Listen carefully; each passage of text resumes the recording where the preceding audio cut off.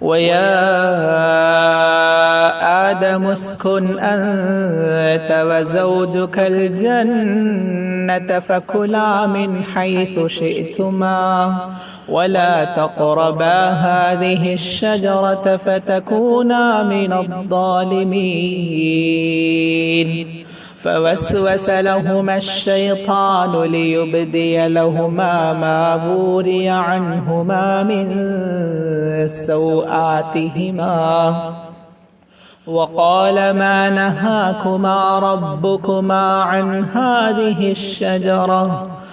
هذه الشجرة إلا أن تكونا ملكين أو تكونا من الخالدين. وقاسمهما إني لكما لمن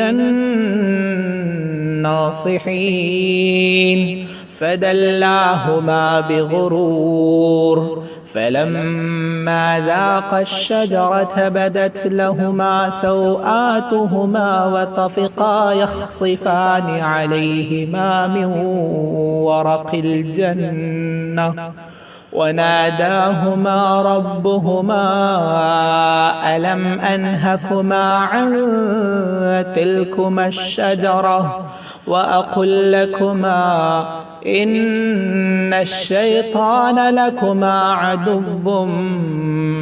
مبين.